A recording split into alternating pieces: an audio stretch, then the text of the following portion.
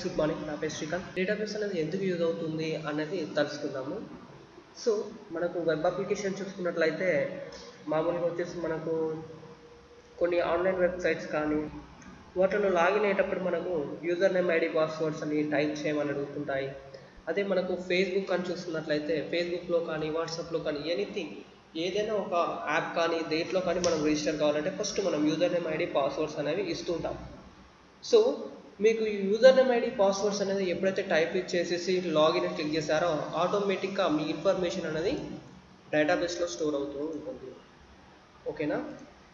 ఈ డేటాబేస్లో స్టోర్ అయిన ఇన్ఫర్మేషన్ మొత్తం మరి మనకి ఎలా యూజ్ అవుతుంది, అసలు ఇవి ఎందుకు యూజ్ అవుతాయి, మరి ఇన్ఫర్మేషన్ అయిన డేటాబేస్ని ఏం చేసుకుంటారు అన్నట్లయితే మీరు మీకు సంబంధించిన కాంటాక్ట్, మీ యొక్క ఫోన్ నెంబర్స్ కానీ, మీరు ఇచ్చిన మీ నేమ్స్ కానీ, మీ మెయిల్ ఐడీస్ కానీ అంతా మన డేటాబేస్లో స్టోర్ అవుతూ ఉంటాయి.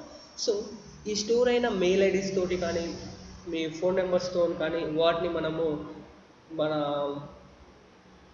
ఈ అప్లికేషన్స్ డెవలప్ చేసిన వాళ్ళు ఏం చేస్తారు అనుకున్నట్లయితే వాటితోటి డిజిటల్ మార్కెటింగ్ చేయడం, డిజిటల్గా పబ్లిష్ చేయడం. ఓకేనా? తర్వాత నెక్స్ట్ మనకు ఇంకా డిఫరెంట్ వేస్లలో మనకు యూజ్ చేసుకునేందుకు ఈ డేటాబేస్ అనేది యూజ్ అవుతుంది. సో అలాగే ఇదే డేటాబేస్కి కనెక్టివిటీ అయ్యి మనం కొన్ని రిపోర్టింగ్ టూల్స్, పవర్ బై, ట్యాబ్లు, ఇంకా చాలా రిపోర్టింగ్ టూల్స్ ఉంటాయి.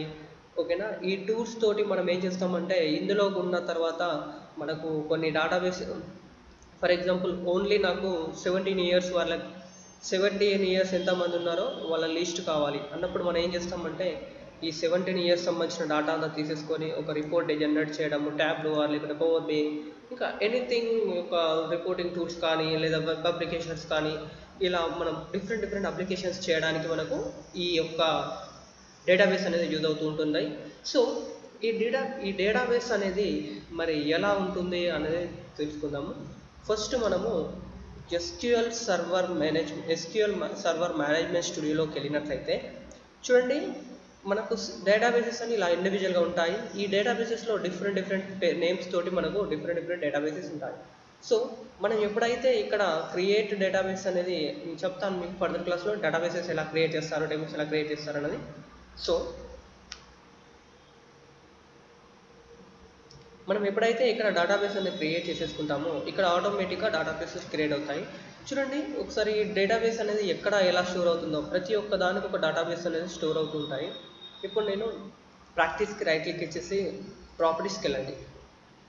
ప్రాపర్టీస్లోకి వెళ్ళిన తర్వాత ఫైల్లోకి వెళ్ళి చూసినట్లయితే మన దాని యొక్క ఫైల్ పాత్ అనేది ఇక్కడ వస్తుంది. ఇది కాపీ చేసేసుకొని విండోస్ ఆర్ ప్రెస్ చేయండి. ఓకేనా? Run as administrator, control V అంటే పేస్ట్ అయిపోతుంది.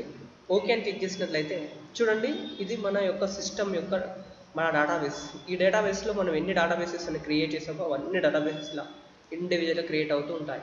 ఈ డేటాబేస్లో మనకు సంబంధించిన ఇన్ఫర్మేషన్, మన స్టోరేజ్ చేసిన పర్టికులర్ ఇన్ఫర్మేషన్ కానీ, టేబుల్స్ కానీ, అన్ని వ్యూస్ కానీ, డేటాబేస్ డయాగ్రామ్స్ కానీ అన్ని ఇండివిజువల్గా స్టోర్ అవుతుంటూ వస్తుంటాయి. సో ఇలా స్టోర్ అయిన డేటాబేసెస్ని మనము ఏం చేస్తాము అంటే మనము ఇక్కడ నుంచి వెళ్ళి ఇప్పుడు మనం చూడండి, ఇప్పుడు ఇది నార్త్ విండ్. ఓకేనా? ఈ నార్త్ విండ్ డేటాబేస్కి కనెక్ట్ కావాలంటే చూడండి ఇక్కడ మనకు మాస్టర్ అని చూసారా, ఇక్కడికి వచ్చిన తర్వాత సెలెక్ట్ చేసుకోవాలి ఏ డేటాబేస్, నార్త్ విండ్. సో నార్త్ విండ్లో నేను ఇప్పుడు select star from DBO dot categories, DBO dot categories. ఓకేనా? ఇప్పుడు చూడండి ఈ DBO డాట్ కేటగిరీ అని సెలెక్ట్ చేసేసుకొని ఎగ్జిక్యూట్ అని క్లిక్ చేసినట్లయితే ఇందులో మనకు ఏమేమి డేటా ఉన్నది, ఎంతవరకు మనకు ఈ కేటగిరీస్ అనే టేబుల్లో ఎంతవరకు డేటా ఉన్నది అనేది చూసుకోవచ్చు. ఈ టేబుల్స్లో ఉన్న డేటా మొత్తం మనకు టేబుల్ ఫైల్స్లలో ఇండివిజువల్గా డేటాబేసెస్లో మనకు స్టోరేజ్ అవుతూ ఉంటాయి. నేను మీకు ఒక్కొక్క క్లాస్లో ఈ టేబుల్స్ ఎలా క్రియేట్ చేస్తారు, ఈ కాలమ్స్ అంటే ఏమిటనేది చెప్తాను. డేటాబేస్ అంటే ఏం లేదండి, ఏదైనా ఒక ఇన్ఫర్మేషన్ కానీ లేదా ఏదైనా ఒక ఫైల్ పాత్, పిక్చర్స్ కానీ ఏదైనా కానీ మనము స్టోర్ చేసుకునేందుకు ఈ డేటాబేస్ అనేది యూజ్ చేస్తూ ఉంటారు. ఓకేనా? అంటే ఫర్ ఎగ్జాంపుల్కి ఇప్పుడు మనం ఇక్కడైతే యూజర్ నేమ్ ఐడి పాస్వర్డ్ ఇచ్చామనుకో ఒక ఇన్ఫర్మేషన్ అని వచ్చేసి మనకు ఆటోమేటిక్గా డేటాబేస్లో స్టోర్ అవుతూ ఉంటుంది. ఓకేనా. ఈ ఇన్ఫర్మేషన్లో స్టోర్ అయిన డేటాని మనం ఏం చేస్తామంటే ఇండివిజువల్ వాయిస్గా, అంటే మనకు పర్టికులర్ స్టూడెంట్స్ ఎంతమంది ఉన్నారు, చిల్డ్రన్స్ ఎంతమంది ఉన్నారు, సో వెరైటీ బిజినెస్ మ్యాన్స్ కానీ ఎనీథింగ్ ఏదైనా ఒక డేటాబేస్తో మనం చాలా యూజబిలిటీగా మనము వాడుకోవచ్చు. డేటాబేస్ యొక్క బేసిక్ క్లాస్. ఫర్దర్ క్లాసెస్లో ఈ డేటాబేసెస్ ఎలా క్రియేట్ చేస్తారు, టైప్స్ ఎలా క్రియేట్ చేస్తారు, అవన్నీ ఒక్కొక్కటి స్టెప్ బై స్టెప్గా నేర్చుకుందాం. నా వీడియో కనుక మీకు నచ్చినట్లయితే లక్ష్మీ స్కిల్స్కి తప్పకుండా సబ్స్క్రైబ్ అవ్వండి. Thank you friends, bye all.